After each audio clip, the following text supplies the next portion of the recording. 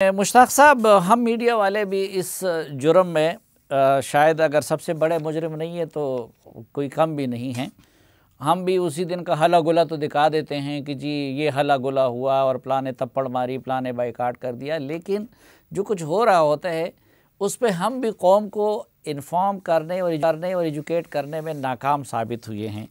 तो ज़रा मोटे मोटे अल्फाज में बता दीजिए कि ये जो कानून साजी हुई है उसमें किस किस मद में ये मुल्क और इसके अवाम कितने मुतासर होंगे, ताकि उनको पता चले कि उनके जिन मेंबरान ने जिस कानून साजी को वोट दी है तो उसके आगे जाके क्या असरात मुरतब होंगे। तो अगर एक ब्रीफ समरी आप दे दें इस कानून साजी की। सलीम भाई, एक तो मैं आपको बताऊं ये कि जिस तरह बात की है मुस्तफ़ा भाई ने कि जो ऑर्डिनेंस ये जारी कर लेते हैं तो जब हाउस इन सेशन हो जाता है तो उनको पहले दिन वो ले करना पड़ता है पार्लियामेंट के अंदर, और अगर वो पहले दिन वो ले ना करें तो जितने दिन वो ताखीर करेंगे उनको हर दिन की वजाहत और वजूहात बयान करनी पड़ेंगी। ये रूल्स हैं। जहां तक आपने कानून साजी की बात की है, वो जो 58 नकाती एजेंडा था नवंबर के अंदर जो जॉइंट सेशन हुआ था, उसमें इतना उसका स्पेक्ट्रम आप देख लें तो उसमें नेशनल, उसमें डोमेस्टिक, उसमें आपके खानदानी, उसमें आपके फाइनेंशियल, उससे लेकर इंटरनेशनल लेवल तक पूरा जो स्पेक्ट्रम था उसका वो है। यानी उसमें एक कानून कुलभूषण यादव के बारे में था, उसमें मैं अमेंडमेंट्स लाया था। कुलभूषण यादव के हवाले से उन्होंने कानून पास किया जॉइंट सेशन से कि ये कानून जो है, हालांकि ये आईसीजे ने भी इनसे नहीं, इंटरनेशनल कोर्ट ऑफ जस्टिस ने इनसे डिमांड ही नहीं किया है, ये उससे बढ़कर कर रहे हैं जितना कि इंटरनेशनल कोर्ट ऑफ जस्टिस के लिए जरूरत है। इन्होंने उस कानून में लिखा है कि ये कानून सदर मुमलिकत को ये इख्तियार देता है कि वो कुलभूषण यादव के हवाले से जो भी मुनासिब फैसला करे उसको ये पार्लियामेंट इख्तियार देता है। मैंने कहा कल सदर मुमलिकत ये ऑर्डर जारी कर लेगा कि मैंने कुलभूषण यादव को रिहा कर दिया, ये तो आप कुलभूषण यादव को रिहा करने जा रहे हैं। मैंने उसमें अमेंडमेंट ये लाया कि ये पार्लियामेंट वजीर आजम, और वजीर आजम से मुराद काबीना है, काबीना वजीर आजम और काबीना कलेक्टिवली जिस तरह सुप्रीम कोर्ट का फैसला है, ये इख्तियार देता है कि वो मुनासिब समझे जो कदम उठाएं। उसके नतीजे में जब वजीर आजम के ऊपर बात आती है तो पार्लियामेंट को जवाबदेह है, आवाम को जवाबदेह है, बराह रास्त आवाम के वोटों से आया है, इसलिए वो खौफजदा होगा ऐसा कोई फैसला कर दें। तो उसका स्पेक्ट्रम बहुत बड़ा था। मैं तो आपसे एक बात दरखास्त करूंगा कि अभी जो इन्होंने कौमी असम्बली से एक कानून पास की है स्टेट बैंक ऑफ पाकिस्तान की अमेंडमेंट्स के हवाले से कम किसी हुकूमती पार्लियामेंटेरियन से ये पूछ ले कि इसमें लिखा क्या है, और इसके मोटी मोटी चुनीदा चंद चीजें आप मुझे बता दें।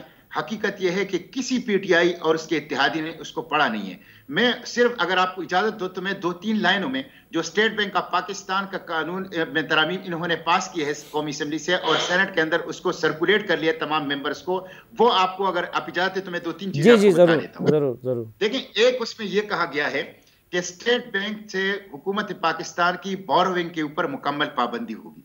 अच्छा, जब आपने कर्जे लेने के ऊपर पाबंदी लगा दी और कानून बना लिया तो आपने हुकूमत के हाथ पांव बांधकर उसे कमर्शियल बैंकों के सामने फेंक दिया। जब कमर्शियल बैंकों को, नेशनल और इंटरनेशनल को यह पता चल जाएगा कि स्टेट बैंक से तो हुकूमत कर्ज नहीं ले सकती, तो मनपसंद इंटरेस्ट रेट पर सूदी कर्जे जो हैं वो हुकूमत को देगी, जिसके नतीजे में आपका खसारा बढ़ेगा। आपका बजट पहले भी खसारे में था, आपका बजट अब भी खसारे में है, आपका बजट आइंदा भी खसारे में होगा, आपको कर्जों की जरूरत पड़ेगी। जब आप स्टेट बैंक के पास कम शरई सूद के कर्जों की पाबंदी लगा देंगे तो हाई इंटरेस्ट रेट पर कमर्शियल बैंकों और ये मुल्क का नुकसान होगा। उसमें ये 9C में लिखा गया, 9C में 9F में लिखा गया है जो इन्होंने इंट्रोड्यूस किया है बिल, कि एक एग्जीक्यूटिव कमेटी होगी, और सलीम साहब वो एग्जीक्यूटिव कमेटी इतनी पावरफुल है कि वो कोर फंक्शन एडमिनिस्ट्रेशन और मैनेजमेंट तो करेगी, लेकिन उसके साथ साथ पार्लियामेंट अगर स्टेट बैंक के कानून में कोई तरमीम करना चाहे तो पार्लियामेंट एग्जीक्यूटिव कमेटी से पूछेगी, उनसे कंसल्टेशन करेगी। आपने तो ये अल्ट्रा कॉन्स्टिट्यूशनल है, आपने तो पार्लियामेंट की सॉवरेनिटी को स्टेट बैंक के पास रख दिया है। ये 9F में लिखा गया है। 9G में ये लिखा गया है, और ये बड़ी खतरनाक बात है कि स्टेट बैंक का गवर्नर इनफॉर्मल लिजान रखेगा मिनिस्टर ऑफ फाइनेंस से। इनफॉर्मल लिजान का मतलब ये फोन कर लिया, कहीं किसी फंक्शन में मुलाकात हुई, सरे राह बात हो गई, और जो फिस्कल एक पॉलिसी है और मॉनिटरी पॉलिसी एक कोऑर्डिनेशन बोर्ड था वो खत्म कर दिया है। अब आपको और सबको पता है कि देखिए स्टेट बैंक जो है वो करेंसी के ऊपर कंट्रोल रखता है, मॉनिटरी पॉलिसी के ऊपर कंट्रोल रखता है, मिनिस्ट्री ऑफ फाइनेंस जो है वो रिन्यू और एक्सपेंडिचर के ऊपर कंट्रोल रखता है, मिनिस्ट्री ऑफ कॉमर्स बैरूनी तिजारत के ऊपर कंट्रोल रखता है, और प्लानिंग कमीशन डेवलपमेंटल स्कीम और प्रोजेक्ट्स के ऊपर नजर रखता है। जब आपने इन चारों को अलहदा कर लिया और स्टेट बैंक को इससे बिल्कुल अलहदा कर लिया, तो मुल्क की मईशत और मुल्क की तरक्की की सिमत वो डायरेक्शनलेस हो जाएगी। तो इन्होंने ये काम किया है। अच्छा, इसमें ये किया है जो 46B सब क्लास 6 है, उसमें लिखा गया है कि पब्लिक और नॉन पब्लिक खुफिया मालूमात किसी भी अथॉरिटी के साथ शेयर करने का इख्तियार ये स्टेट बैंक को दिया है, और ये बहुत ज्यादा खतरनाक है मुल्क की सॉवरेनिटी के लिए। ये 46B सब क्लास 6 के अंदर ये दिया गया है। इसी तरह क्लास 9 और सब क्लास 4 के अंदर ये लिखा गया है कि स्टेट बैंक का जो गवर्नर होगा, जो बोर्ड होगा, उसका चेयरपर्सन जो है वो गवर्नर होगा। अब जो बोर्ड होता है वो निगरानी के लिए होता है, तो वो गवर्नर की कैसी निगरानी करेगा जब वो खुद बोर्ड ही का चेयरपर्सन होगा और वो बोर्ड उसी की ऊपर निगरानी के लिए है। अहमद बिलाल साहब, एक उज़र ये पेश की जाती है कि देखिए हर मेंबर हर फन मौला नहीं हो सकता। इसमें कुछ मेंबरान ने हमें ये जवाब भी दिया कि वो तो स्टैंडिंग कमेटियाँ होती हैं और मुतालिका कमेटियों में जो लोग हैं तो उन्होंने अपनी डिलिबरेशन उस बिल पे की होती है, और इधर आके फिर हमने सिर्फ पार्टी पॉलिसी के मुताबिक वोट देना होता है। तो क्या इन जो बिल्स थे या जो आम तौर पे आते हैं, तो हमारी स्टैंडिंग कमेटीज़ इतनी स्ट्रांग है, उसमें इतनी डिलिबरेशन इस पे होती है, ये बात दुरुस्त है? साफ़ी साहब, ये बात इस हद तक तो दुरुस्त है कि जो इन डेप्थ स्क्रूटनी होती है किसी भी लेजिस्लेशन की, वो तो कमेटियों में ही मुमकिन हो सकती है, क्योंकि उनके अंदर तादाद भी थोड़ी होती है और वो ज़रूरी नहीं कि वो मीडिया के सामने ओपन भी हो। बाज़-औक़ात वो बग़ैर किसी प्रेशर के बैठ के उसका जायज़ा ले सकते हैं। जब बड़े ऐवान में आता है तो उसके अंदर तो ज़ाहिर है उस बारीक बीनी से जायज़ा नहीं लिया जा सकता। लेकिन ये दुरुस्त नहीं है कि कमेटियाँ हमेशा इस सारे मामले को देखती हैं और इसके ऊपर गौर करती हैं। देखिए, हमारे जो कवायद हैं उसमें एक दिलचस्प बात, एक अजीब सी बात यह है कि हमारी जो सबसे इम्पोर्टेंट लेजिस्लेशन है फाइनेंस बिल, वो कमेटियों को जाता ही नहीं है, यानी कवायद के मुताबिक ही नहीं जाता, यानी जा ही नहीं सकता। तो ये कमेटियां उसको स्क्रूटनाइज, हालांकि वो सबसे अहम चीज़ होती है और हिंदुस्तान में यह तरीका है कि वो कमेटियों में जाता है और वहाँ पे स्क्रूटनाइज होता है 75 दिन। हमारे यहाँ तो सिर्फ 10-12 दिन के अंदर पूरे ऐवान में डिस्कस होके एक ज़ाहिरी सी कार्रवाई करती हैं, जो रस्मी कार्रवाई जिसे कह सकते हैं। तो कमेटियों के अंदर फिर कवायद को मुअत्तल करके बाज़-औक़ात कवानीन को कमेटियों को भेजा ही नहीं जाता, बाकी कवानीन को भी, कुछ कवानीन को भेजा जाता है, कुछ में होती हैं डेलिब्रेशंस। ये बहुत हद तक डिपेंड करता है कि उस कमेटी की मेंबरशिप क्या है और उसका चेयरपर्सन कौन है। बाज़ चेयरपर्सन बहुत इस बारे में जिम्मेदार होते हैं और वो ख्याल रखते हैं कि इसको बाकायदा मीटिंग्स हों और उसका फैसला। फिर कमेटियों की मीटिंग्स के बारे में भी अपने कुछ मसाइल हैं, तो ये कमेटियों के अंदर भी पूरी तरह डिबेट नहीं होता। कमेटियों की मीटिंग्स ऑर्गेनाइज करना एक मसला होता है, कमेटी रूम अवेलेबल नहीं होते, बाज़ औक़ात वज़ीर अवेलेबल नहीं होता।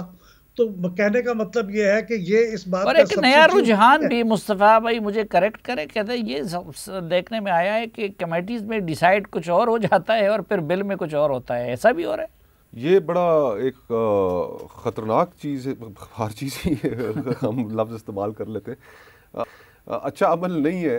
अब एक कमेटी में जिस तरह national commission on status of women के हवाले से एक तनाज़ा उठा है कि जिसमें कानून में ये लिखा है कि ख़वातीन के ये हकूक़ को प्रोटेक्ट करने की जो बॉडी है, इसकी जो चेयरपर्सन है वो एक जॉइंट पार्लिमानी कमेटी होगी जो मिलकर उसको इलेक्ट करेगी मशावरत के साथ और लोगों के इंटरव्यूज़ करेगी। पता ये चला कि कमेटी के अंदर जो कमेटी ने इत्तफाक किया किसी और नाम पे था और जो अपॉइंटमेंट हुई वो किसी और नाम की हो गई।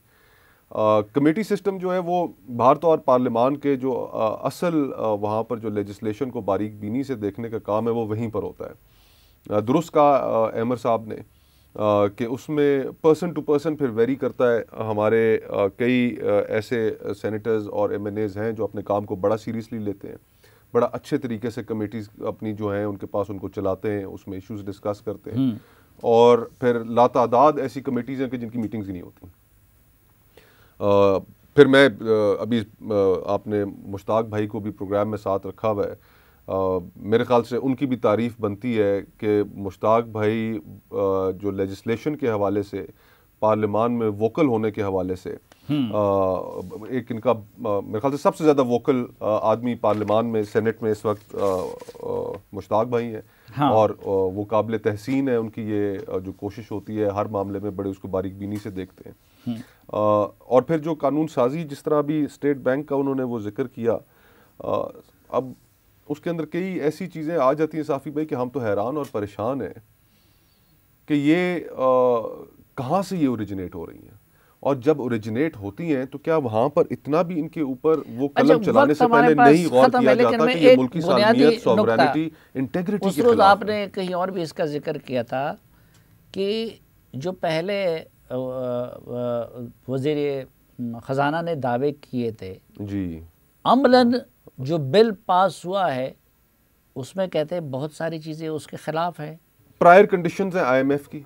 IMF ने इतना कह दिया है कि अगर आपने ये चीज़ें पूरी ना की, ये आपने मिनी बजट पास ना करवाया, 350 अरब रुपए के टैक्सेस ना लगाए, और ये स्टेट बैंक का कानून पास करवा कर हमारे भेजे गए यहाँ पर जो साहब हैं, जो IMF जो स्टेट बैंक के गवर्नर हैं, उनको बाइख्तियार ना बनाया, तो हम आपको $1 बिलियन नहीं देंगे।